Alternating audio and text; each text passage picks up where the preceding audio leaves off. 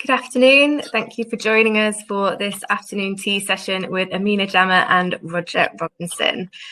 This is a part of our second SOA at Home Festival. It's our autumn-winter season, which will last for 9 weeks until the 10th of December 2020. Most of our events are free, but if you can afford to, please consider donating to our Authors Contingency Fund, which supports authors during the health crisis. We suggest a minimum donation of £5, and I'll be posting some links in the chat just once I've finished speaking. The chat function is there for you to say hello to each other, but also for you to put any questions you have for Amina or for Roger. Amina will be coming to those at the end if there's time. I think there'll be a lot of questions to squeeze into this one. The session itself will be 45 minutes long, so we'll be finishing at roughly 3:15. If you do have any issues with Webinar Jam, please press the reconnect button at the top, and that should help you with any connection issues you might be having. I'll also be posting a link for our virtual bookstall. So Blackwells are featuring books by authors and speakers in the SOA at Home Festival. And if you make a purchase via the link that I'll post in the chat, you'll actually also be donating a percentage to the Authors Contingency Fund. So you'll be donating twice if you do it that way. Moving on to our guests. We're joined by poet and Eric Gregory Award judge Roger Robinson. Roger's most recent collection, A Portable Paradise, won both the 2019 T.S. Eliot Prize and the 2020 Royal Society of Literature's Ondaatje Prize. The event will be hosted by poet and Eric Gregory Award winner, Amina Jama. A writer, curator and producer, Amina's pamphlet, A Warning to the House That Holds Me, was published by Flipped Eye Publishing in 2019. So we're going to start off with a reading from Amina.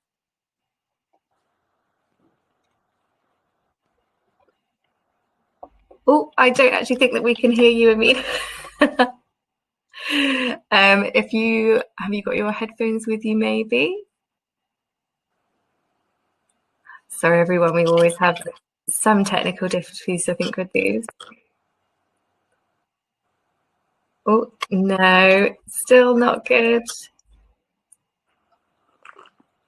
Maybe if you just pop out and pop back in again that with your headphones in, and then we'll see if that works. Thanks for your patience, everyone.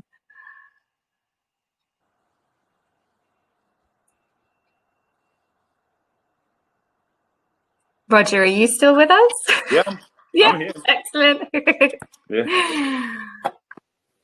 Hi again. Has my screen Yay! gone? Yay. Brilliant. All right, and over to you for your reading, Amina. Amazing. Yeah, always difficulties with doing things online. I think we're all adapting. This poem is actually the last poem in my pamphlet, and I don't know, sometimes when I read it from the pamphlet, I never really go to the end and I kind of forget what's there. So this is called Ode to East London, after Amina Jama. To Roman Road, to Bow, to Grime and Dizzy Rascal, to Tinchy pulling up outside Mum's, to CFGS and St. Louis, to the boys outside the betting shops, to the ones who stayed past their non-existent curfew, to the kids who are never allowed to be kids, to the blockbusters, to Al Huda and prank calling the imams, to internet cafes and phone cards, to Talk Home and Talk Direct, to the hair shop before the Costas, to everything before the Costas and the Pretz, to Stratford Centre and New Look, to 32 AA bras, to E1, E2, E3, E15, EC1, to the staircase in Bethnal Green, to the Big Al Sainsbury's in Al 13, to the corner I first got stood up at, to first kisses in playgrounds, to Brick Lane and the taste of coffee before oat, soya, almond, to climbing into Victoria Park after hours, to passing that Dutch, to discovering boys, to Missy Elliott telling me to avoid the pretty ones, to hand me down Adidas and feelers to my land. Thank you. That's lovely. Yeah, we'll give you a small applause, but I imagine everyone in the chat is applauding at the same time as well. Roger, I think we've lost your video, which might be connectivity, or if you've got a button you need to press on your phone. I'll leave you to chat for now, but if we can get video back, that's great, but we can still hear you, so please do continue with the chat. And over to you, Amina. Sure. Thank you, Robyn. Hi, everyone. I'm just looking in the chat, and there are So many people. Someone's from India, from Brighton, amazing. We're not all in grim London, though the sun is out today, so that's good. Welcome, Roger. I'm really, really excited to be chatting to you. I've been a huge fan of your work for so long. Had the privilege of being in some workshops with you. And yeah, I've also had the privilege of you reading my pamphlet for the Eric Gregory Award. How you doing? I'm good. I can't seem to get my picture up at the moment, so I don't know what's up with this. Yeah, feels like I'm just not. I can't see you. I have all the oops. I have all the everything says it's supposed to be fine. When you logged out, what did you do? Did you just press your camera and then press it back in? I just clicked out and then clicked back in the same link and turn my camera on. Try it with my dyslexic self. Do you want to try that for a second? Yeah. And I can read. Yeah, I'll just read some of the chats in the comment. All right. Who's providing the tea? Nick said. You are providing your own tea for yourself. I hope. I've got the biggest mug that will get me through 45 minutes of chatting. Hi, Simon from Leeds. Roger's just going to pop back in and get his camera to work so we can get on to some questions. If you do have any questions, please feel free to write them in the chat and then we can get to them at the end.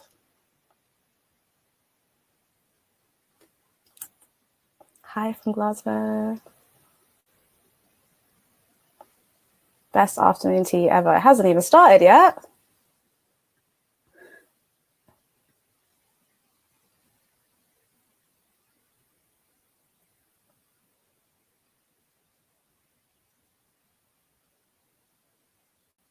From the Highlands of Scotland. Amazing. It's just me at the moment. Roger is going to join us in a second.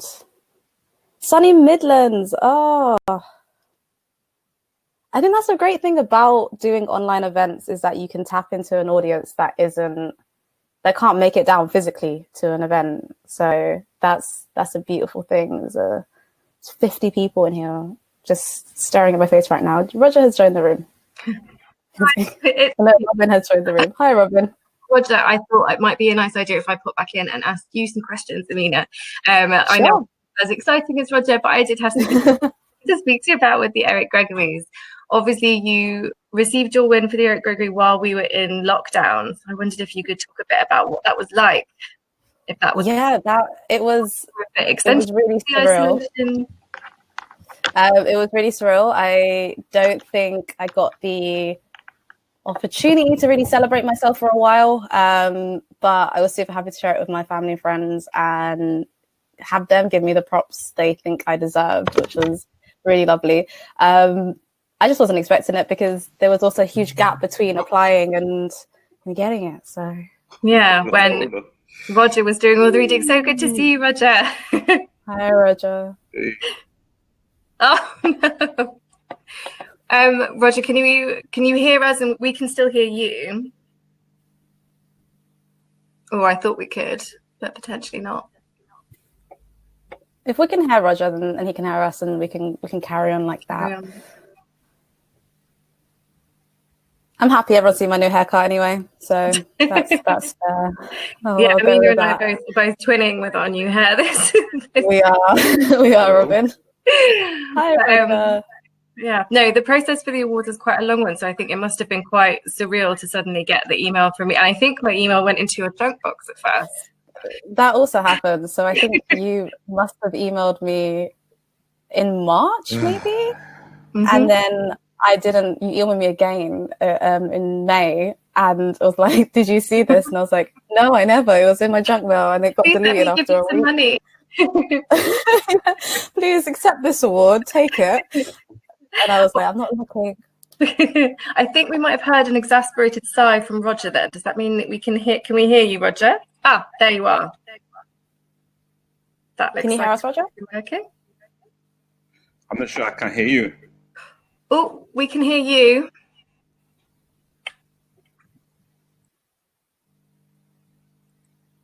Right. I think what we might try instead is, I didn't know if you perhaps had another poem that you'd like to read, Amina, while we wait for Roger. I can do that, of course. His connection. I have a whole pamphlet of poems, Robyn. Ooh, we've got 2 Rogers. Sorry for the feedback, everyone. Which one am I sitting off now? Sorry if you're wearing headphones, everyone. Okay. All right.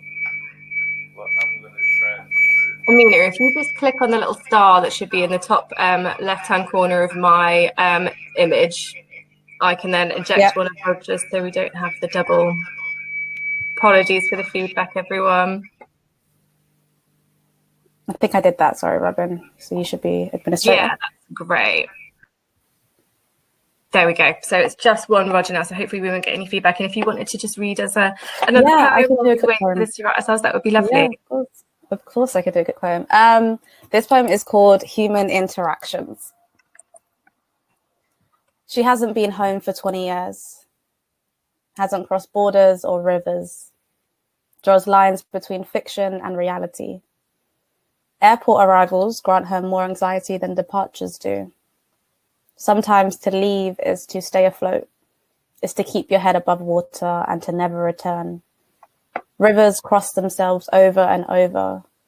They hold loved ones closest, confuse rubber dinghies, faulty life jackets, and newborns. What would God think about your actions? She, the woman, screams to the ocean. The ocean swallows her up and spits out, God is an immigration lawyer, doesn't want to hear another tragic story. They, the rivers, work in allegiance to the flag of the deceased. She, the woman, imagines an ocean not in conflict with survival, leaves behind her mother for 20 years, leaves behind the mountains of Sheikh, the golden sand of the Me, the Mediterranean, builds herself into a bridge, promises to never allow anyone to die under her. Can you hear me now? Yes. Incredible. Thank you. She says she likes both of our new hair. So that's the important stuff out of the way. Right. And thank you, Robyn, for jumping in. No, that's fine. You were handling it beautifully, but I had some questions I wanted to ask you anyway. So I'm going to leave you guys to it. Please enjoy the conversation. And Roger, don't disappear again. No, I have no intention to. All right. We locked him in. Bye, Robyn. Fantastic. Bye. Great. Here we are. Okay. How are you doing, Roger? I'm all right. Trying to kind of like get with the technology and whatever's happening, but I'm good now. It's a whole nother like language, a whole nother world. Like, have you been doing some online gigs over? I've been doing a lot of stuff. This is the first one that ever went like completely left. This is the first really? one. Like, yeah. Have you been enjoying it doing it online, or do you miss doing things in real life? It's fine, but it's of course it's not real life, but it's an okay substitute. Except like if you spend like 2 hours on Zoom, it's just exhausting. And I'm like, what? I'm just like, why am I so tired? Like I feel more tired than when I interact with people. And I guess the blue light just really sucks your energy as opposed to getting energy from people, So that's very true. I've done a handful, and I think this event in particular is probably one of the most relaxed because it is just like a conversation as opposed to me having to share like just what I'm working on or new things and stuff like that. So it's been good. I think I'm ready I have to be ready for the second lockdown because we're here. I've got like quite a few questions I wanted to ask you, I guess, and hopefully some questions from the audience as well. So firstly, just about your writing routine, like when do you like to write best, and do you have a space that you write in? Do you want to get out of the house when you write? Well, I kind of train myself to write anywhere at any time. At one point I was touring with my band, and hold on 1 second. This is saying about the battery now. Hold on 1 second. Roger, touring with his band. Wow.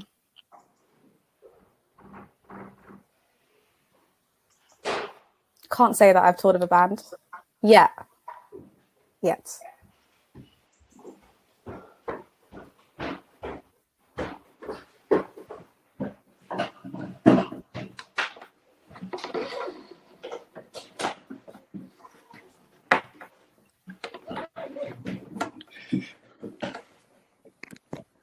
Okay. So at one point I was touring with my band a lot, and I had to learn to write because for a long time poetry just didn't make enough money. The music made a lot of money, so I had to spend a lot of time touring with a band, King by the Sound. And so, but when you tour, there's a lot of dead time. So I'd write on planes, I'd write on trains, but it was a good exercise because it allowed me to be able to snatch time. So now I have a 6.5-year-old. I know I have to like snatch time. You can never really predict how much work you're getting done during the day because if he turns up, it's a wrap, you know. So if he goes off and starts reading his comic books, all right, just turn your head back to it. And I think to some extent, part of my success as a writer is how quickly I can turn my mind to turn on the volume on everything and just get to the poem. Yeah. And it also helped me to not judge poems. You know, it's just like, okay, don't judge it, just do it. You know what I'm saying? You'll go back to it after. Because poetry for me is not really the first draft, but it's really a process of editing. But you can't edit nothing.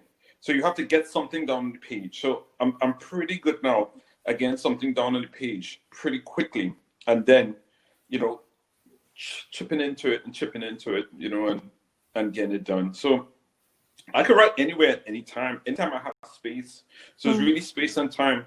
Because even when you have a 6.5-year-old with lockdown and you're schooling him from home, you don't have as much time as you think. I haven't watched any Netflix. I haven't watched any series. In between stuff online and writing, that's all I've done. And just get a little bit of exercise and spend time talking to my wife a little bit and play with my son. So I'm super busy that way. So that's a lot to keep up with. How's your writing been? I think it's going well. So I'm also a student. So I'm in my final year of doing my BA in English. All right. And creative writing. So I have to get this portfolio done. So it's just, I like being under pressure and like being forced to write because I think if I give myself way too much freedom with writing, I'll just be like, oh yeah, I'll do a free write tomorrow, or I'll work on that poem tomorrow or whatever. Yeah. But having a proper routine and a structure and a schedule has like helped me so much. Definitely. Yeah. Talking about editing, I had like the amazing privilege of being in an Arvin workshop that you did. So it was a week away. I can't remember which Arvin site it was, but it was somewhere in the countryside, and it was yourself and Caroline Bird. Yeah. And I remember we had a 1-to-1, and you were helping me edit or giving me feedback on a poem.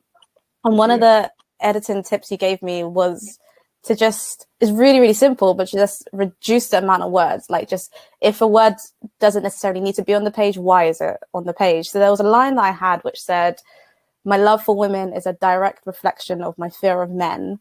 And you took out the middle section and changed it to, my love for women is my fear of men. And it completely revolutionized the way I edit, because I look at the page and I zone into every word now, and I'm just like, is that necessary? And my question was just to see about your editing process yourself. Like, do you find that you edit your own poems? Do you find that you can separate yourself between what the poem needs and what you as a writer needs? And I guess specifically in terms of A Portable Paradise. Yeah, for sure. I mean, I have a lot of good people around me. People like good poets like Nick Makoha and Malaika Booker, and you know, some other poets too, but specifically them. When you send something to them, we've been writing together for a while and looking at each other's work and stuff like that. But when you send something to them, they are brutal about what needs to be. They're like, are you an idiot? Why do you have so? But it's good to have those type of people around you so that you won't slip into like bad habits. And in terms of editing, I think about the whole poem as a machine. You know, I think I can't remember whose the quote is. A poem is a machine made of words. So there's no extra parts of the machine. I'm part of the thing, and this is a machine that gets you to human truth. Yeah. So I think it's Pascal Petit. I did a workshop with Pascal Petit, and you really have to hold a gun, even though it's a quite violent metaphor. Hold a gun up to every word, and it has to beg itself. Does it need to be there for what you're trying to do? You know what I'm saying? So So there's no extra, and you have to have a lot of concision. And so in that particular line you was talking about, it feels like you were trying to tell me, whereas I wanted it to be like, okay, more, not so much show me, but just be more concise. Just stop the telling a little bit. So one of the things you could do when you're editing is like, if you feel like you're explaining something to someone, don't. You know what I'm saying? Just don't explain it. There's not explanation, you know? It either is or it isn't, or you're going to show it to me in terms of imagery or moment-to-moment sensation. You know what I'm saying? So if you could look at the line, is there a sensation here? Is there a smell? Is there a feel? Is there a touch? You know? Is there a metaphor? Is there, you know, what is it? Yeah. But if you feel like you're saying like, yo, you know, this is because of that, you know, it's like, that's more like an essay as opposed to a poem, you know? Yeah. And also in that line you're playing with syntax too, you know, like how, you know, like how you arrange words in a particular type of way.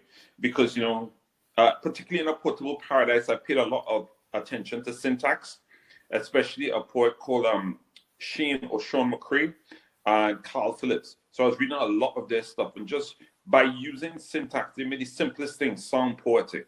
You know what I'm saying? So So that's a good one. So did you have an editor for Portable Paradise, or was it like a series of people that were? Yeah, my editor was Jeremy Pointing, who's an incredibly good editor. You know what I'm saying? And I think he's one of the real strengths of People Tree Press. And I myself am not a particularly good editor, to be honest with you. You know what I'm saying?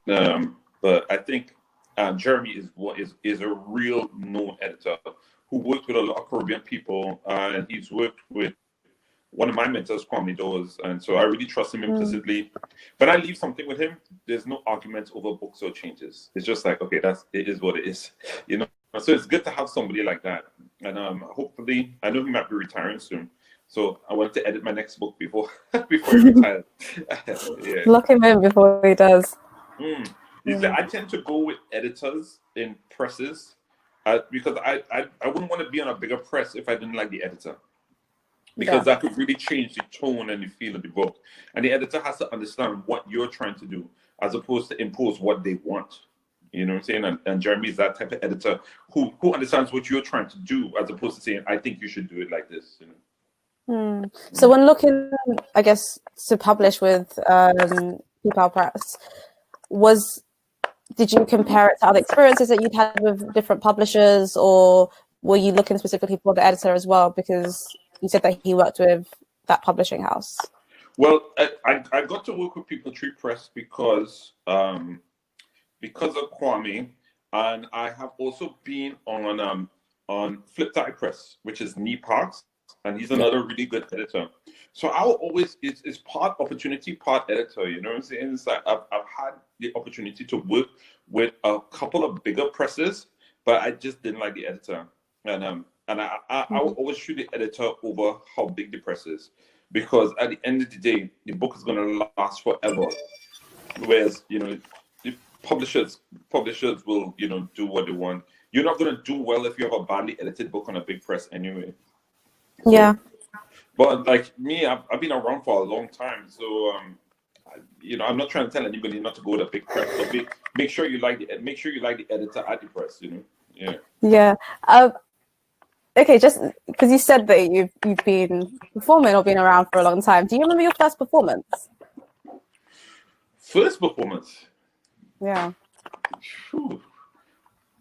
I can remember. I tell you the first one I remember.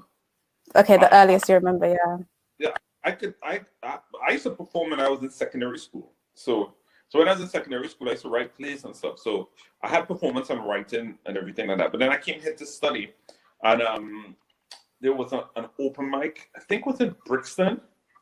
And then after that open mic in Brixton, I performed there's this thing in UPS. So I don't know, you might know him, Charlie Dark.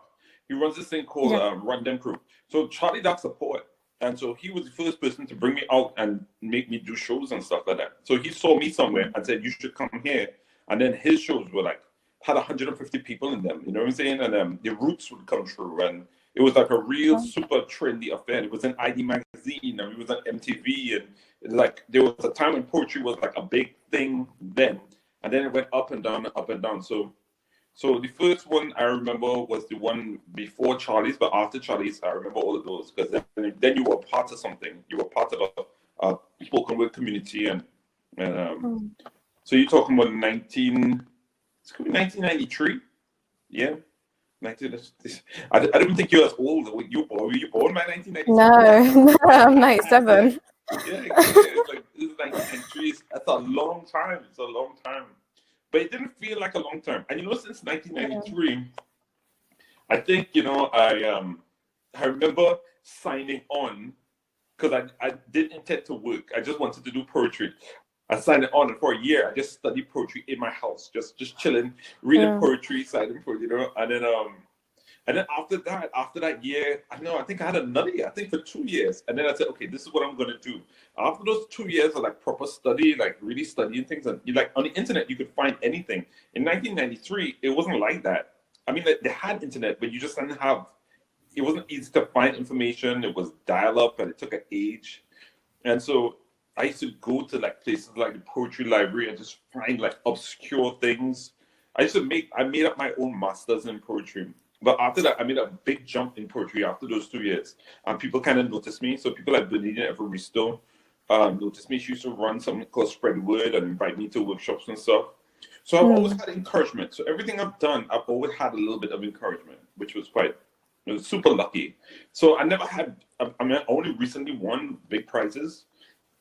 But in nearly 26 years, I've always had that sense of my communication with one other person always seemed like super important to me and fed me enough to continue on without much props for 26 years.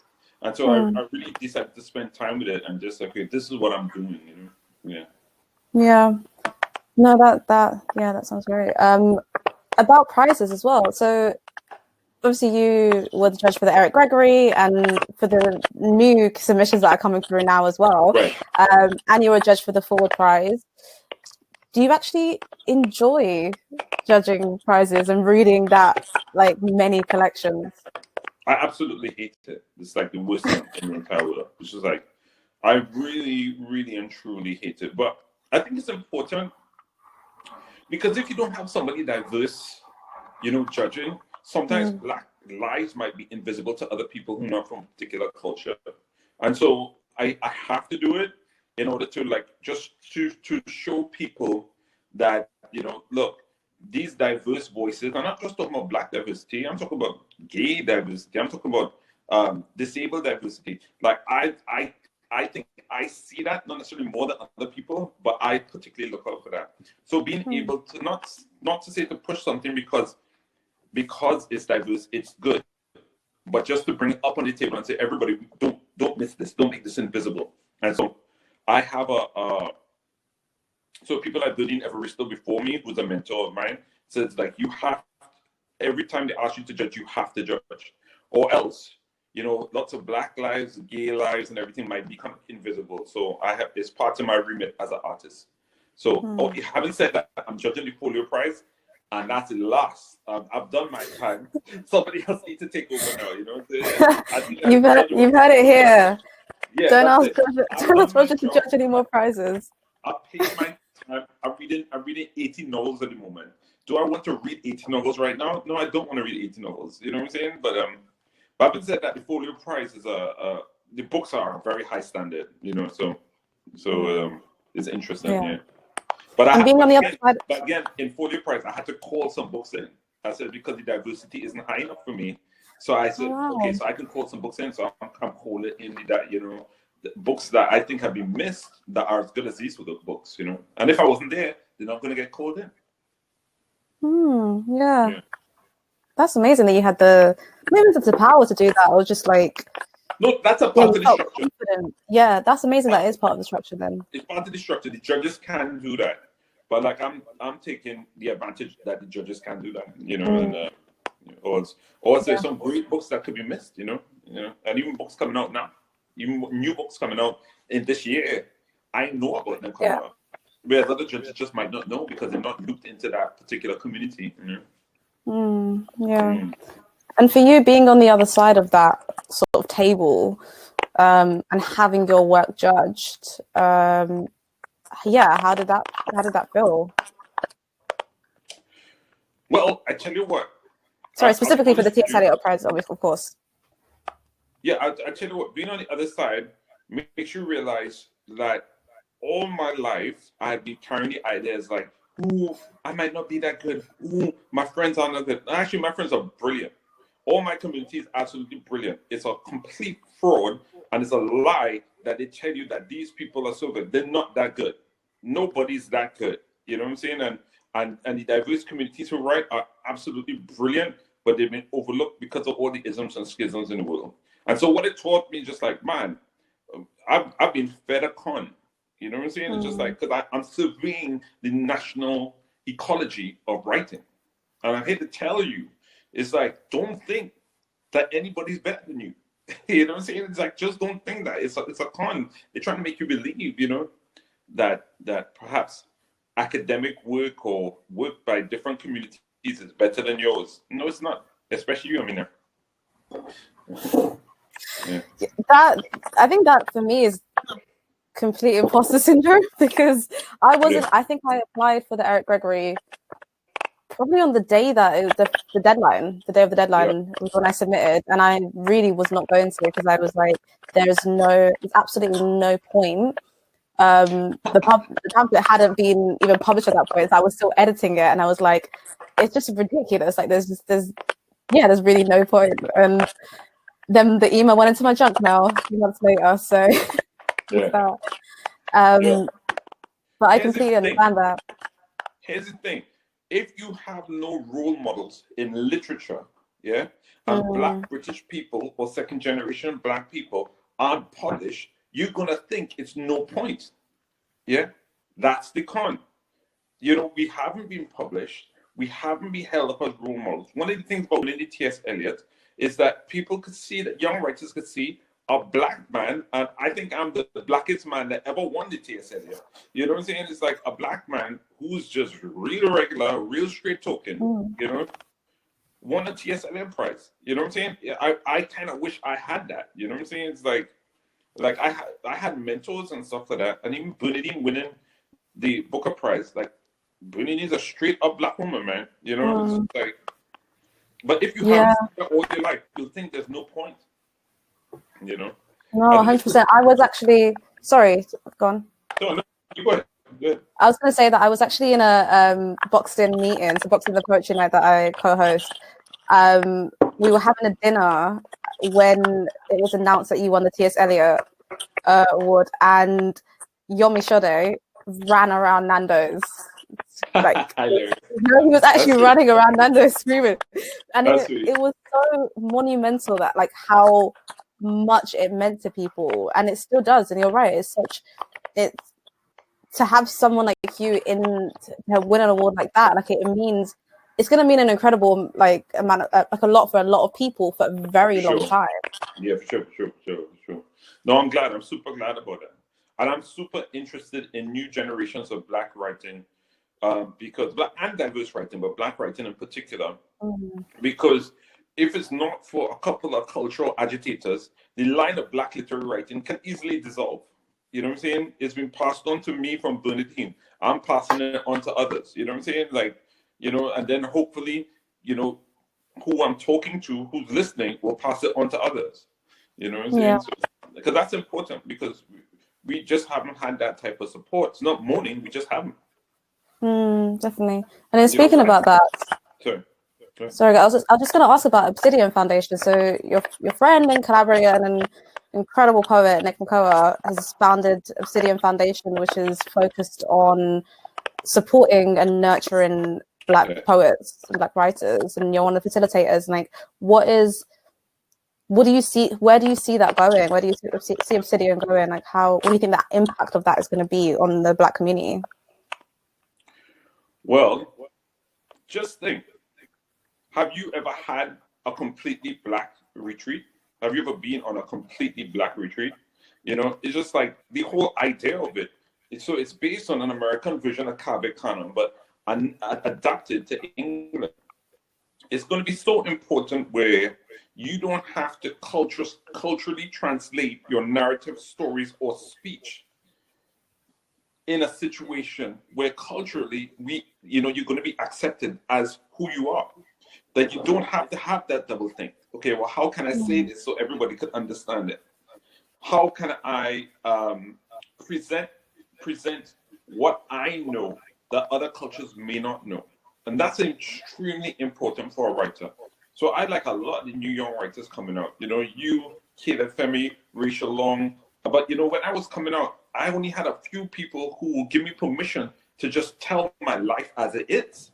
You know what I'm saying? So I always had that feeling. Nick McCall always talk about the metic experience, that I had to write a certain way to be a part of something else. But in Obsidian Foundation, you're going to be able to be yourself all the time. You know what I'm saying? Be yourself all the time, and you should be yourself in literature all the time. And it will create a mighty, mighty movement of writing in this country. And we should applaud Nick, because he's creating an organization that will continue Black literary writing in this country. And it took a lot for him to do it. He literally did it for self, whereas organizations like this, well, he did it for self but he also had like real good support through Toby Kermitting and Teresa Lola. You know what I'm saying? And they're super yeah. And it's good because it's intergenerational. You know what I'm saying? It's just like, it's not just, old geezers talking, But I think it's going to have an incredible effect. In fact, everybody, if you listen to this and you are Black, you should just register right now. Because I'm going to bring fire in that workshop. Are you signing up for it, Amina?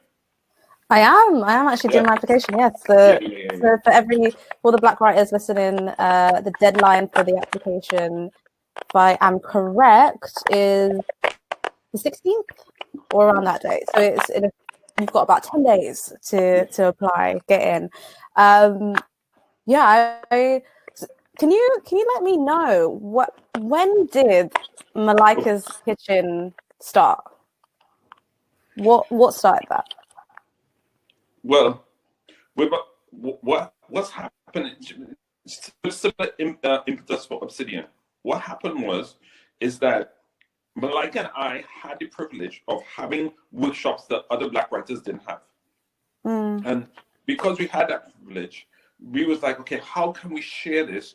Because we were acutely aware that if we were getting props and our community wasn't getting props, there would be no longevity at all. Not just for us, but for nobody else. You know what I'm saying? Because there had long been a history of letting a couple writers through and no more.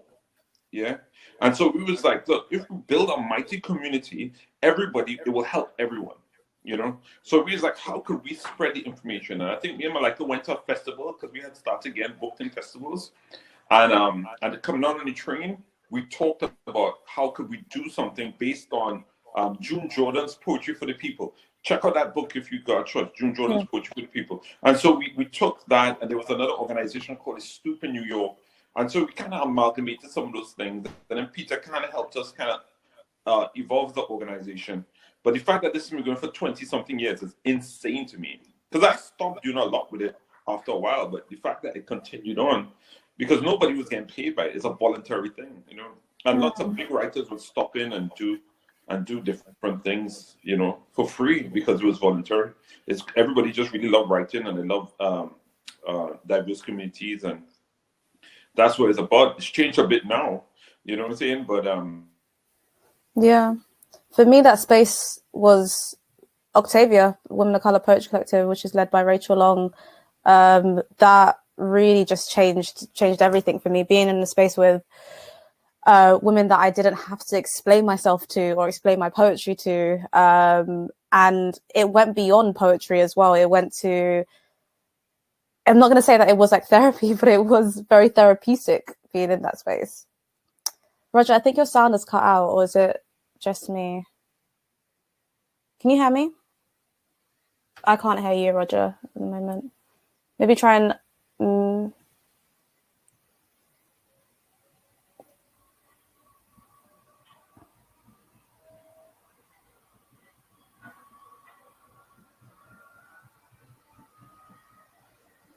I don't think I can hear you still.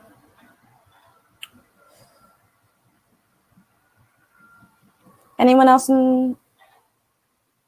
If anyone else can give me a signal that they can't hear Roger as well, that would be great.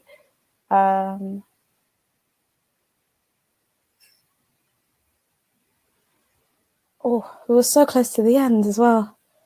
I'm going to try turning your mic off, Roger. And if you try turn it back on again, see if that works.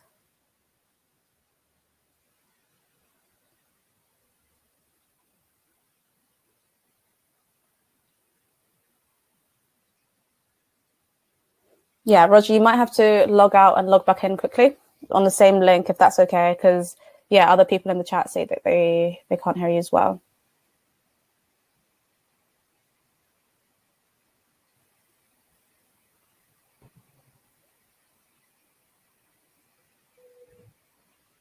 Hi, Robyn. Hello. Sorry, I've returned as almost of doom for connection issues in the chat. But are we still having issues with hearing Roger again? Yes, I was also wondering about time because we started a bit late. So is there potential to go over a little and answer some of the questions in the chat? I can't hear you either. Oh, yeah. What I was mainly coming in to say was, please do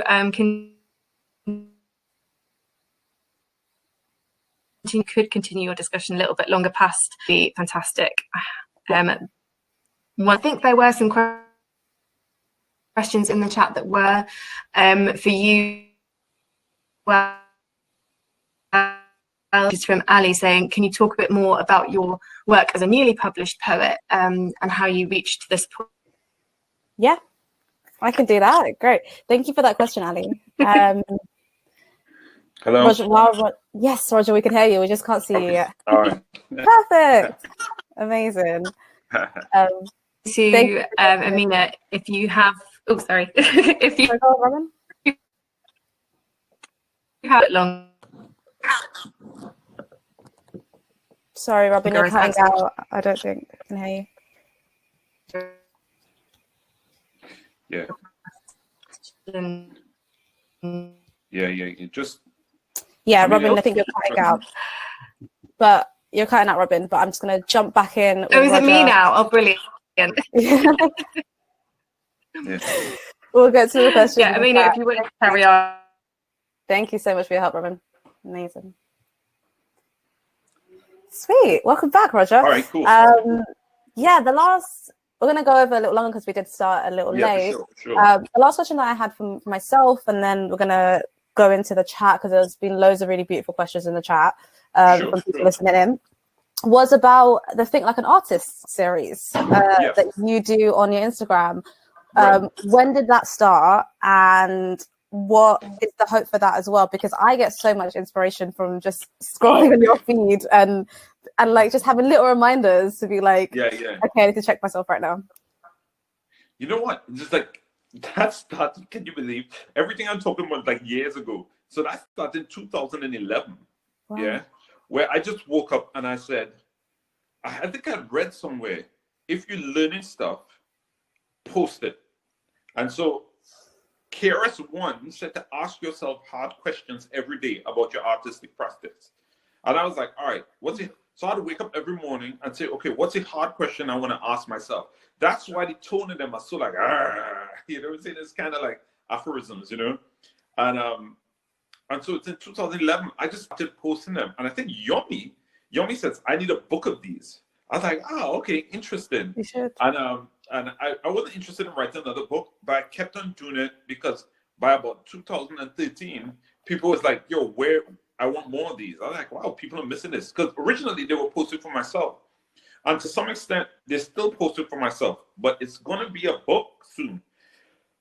So it's going to be a book called 500 Reminders for the Artists. You know what I'm saying? Oh, wow. So, yeah. And so it's going to have 500 of them.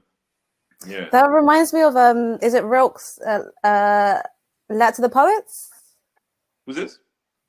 Raina Maria. Yes, Letter to Young Poets. Letter to Young Poets. Yeah, this is going to be the 21st century. Or just going into beyond 2020. Roger Robinson's 500 encouragements to young artists. Yeah. Amazing. Yeah. I'm excited about it. I'm excited about it. Yeah. That is a lot of reminders. So yeah, if anyone wants to, I've got since 2011. I think I have nearly 1,900 of them. Oh my god. Yeah, so I'm only trying to choose the 500 that like like that strike me that probably good for now, you know. The rest of them, just put them in a Google Doc and just share the link to everyone. Yeah. Put in an open link for everyone. Yeah. We've got some really, really beautiful questions in the chat. One of the questions that we got sent in by Neymar. Hopefully Neymar's in the audience so she can hear her question. Her question was, how did you approach compiling your collection? Had you been writing on any specific theme, topic, or question? And did you start writing with creating a collection in mind? Was this a journey that you wanted the reader to go on? Okay, so I always say that I write books as opposed to poems. So the idea was to start looking at paradise and the idea of paradise with a kind of philosophical excavation. I'm trying to keep it short because it's a long version. But as I was examining paradise, because I'd lived in England more than Trinidad, and I wanted to kind of compare paradise. Now, as I went on, things started to kind of come into it. So typically, I would start writing a lot of first drafts. So right now, I have about 80 first drafts towards the next book. No, not 80. I have 76 first drafts towards the next book. But I will go till I get to 150 first drafts. But usually by the time I hit 60 or 70 first drafts, some lines or groups of things will come in. So I started Portable Paradise with the idea of paradise and its excavations.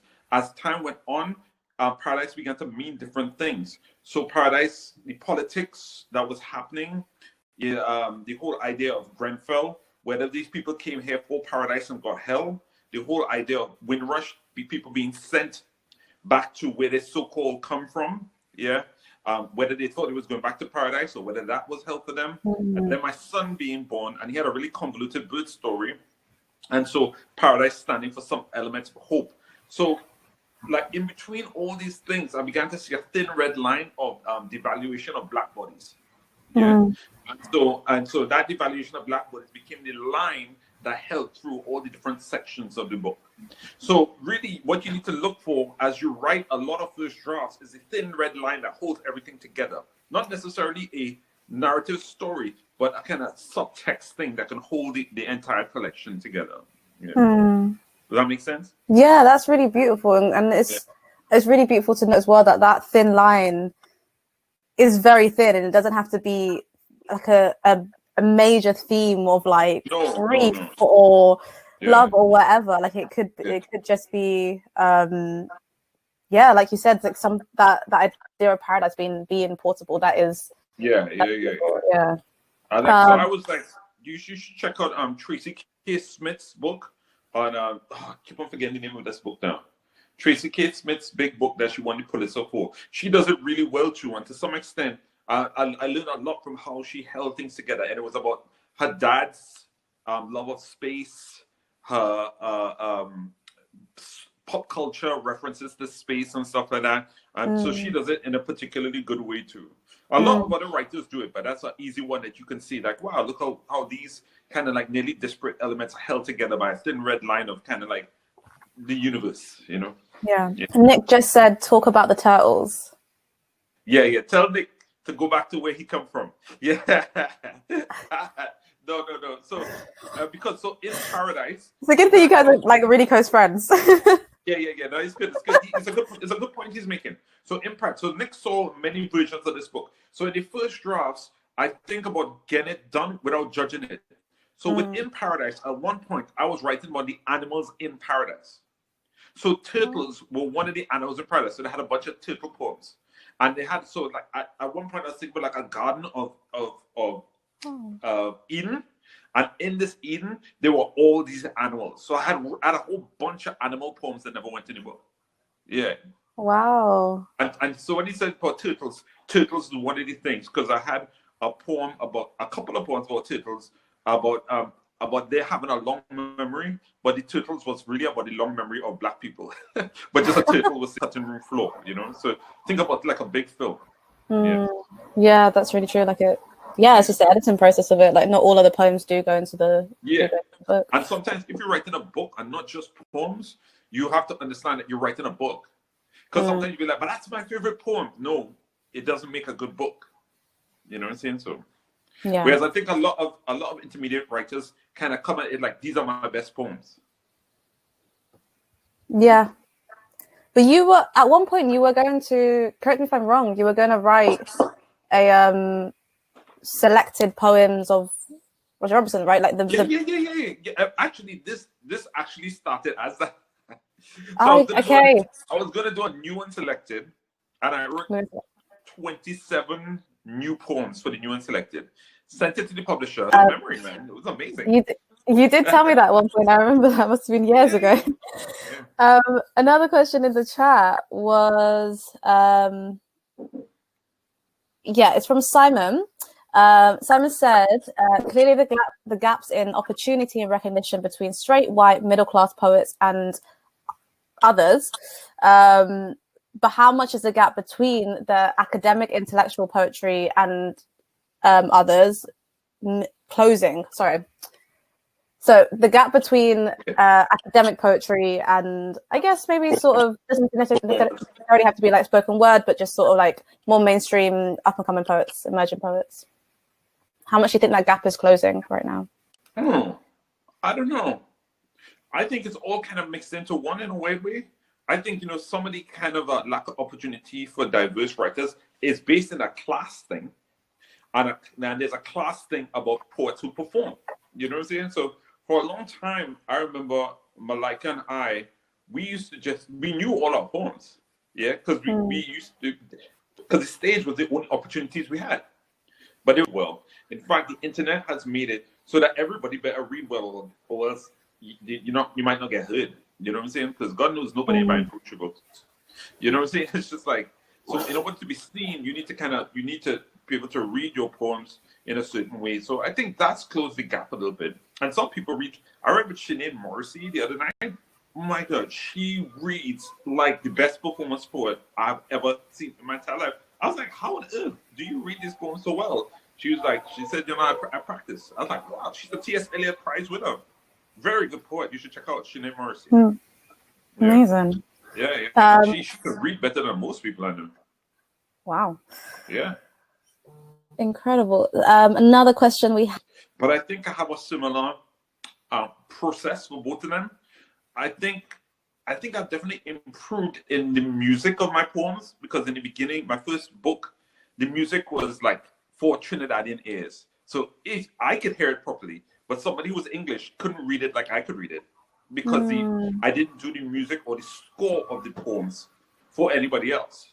You know what I'm saying? So I think music has allowed me to score the sound of the poems, not just for Trinidadian ears, so anybody could read. I've heard other people read it, and it's like, okay, that's exactly how I want it to sound. And it takes some kind of practice and craft to get everybody to read it how you want it to sound. That's amazing. Yeah. So was that embedded into the writing process as well? Or was it more into the editing? It's about your syllables, your assonance, your consonants. It's just like you literally approach it nearly like a sheet people sticking anywhere. You know what I'm saying? I was like, okay, that works. Whereas if people try to read my first book, unless they're Trinidadian, they're gonna stick everywhere. You know what I'm saying? So in that type of way. I think Robyn has joined us, and I think that might be our cue. Cool. Is that cool. Is that true, Robyn? I'm so sorry. I'm so sorry to stop you, because I know that everyone is enjoying it, and I'm hoping that my internet holds out long enough, because I'm now the one who's having the issues. But I wondered if we might ask you, Roger, if you're willing to do a reading just to close us off. For sure. Wonderful. I'll answer one more question quickly, because I feel like they have people with a lot of questions. Is there a quick question I can answer again there? Sorry, say that again, Roger? I'll answer one more question before I read. Like, I read short, and I feel like people have questions. If there's question. I can get I guess there was a question from Peter that I saw, which I think it was more about any advice, tips for writing in lockdown or for new writers. Okay, so tips for writing in lockdown: create a structure for yourself, and try to stick to that thing at the same point, at the same time every day, because your body, can you still hear me? Helps to combat things. Grace. That year, we danced the green bleeps on screens. My son had come early. just the 1 kilogram of him, all big head, bulging eyes, and blue veins. On the ward, I met Grace, a Jamaican senior nurse, and my son's life should flicker. Then Grace, she should be the one. Thanks. Oh, beautiful. Thank you. That's so beautiful. You're welcome. Particularly poignant coming out of the dark in that way without having you on our screens. Thank you so much for the chat. Thank you for handling all of the issues, including my own, so beautifully, Amina, and for your patience, everyone in the chat. I don't know if you've had a chance to look, but there are some lovely comments. I think everyone has really, really enjoyed today. And thank you, everyone. I know it's been a little bit of a struggle at times, but it was lovely to hear both of you share so many thoughts and so many inspiring words. I'm going to give you a little bit of a rundown on what we've got coming up next. So we have on Friday, sticking with a poetry theme, we have a positive poetry party hosted by Keith Jarrett in conjunction with our poetry and spoken word group. If you head to the societyofauthors.org/events, you can book in for that. Recordings from our festival are available on our Vimeo. I'll be posting a link in the chat as well. And then if you would like to continue this conversation, then obviously please go to Twitter, where using that was incredible. Thank you, Roger. And have a lovely afternoon, everyone. Thank you, Amina. Thank you, Roger.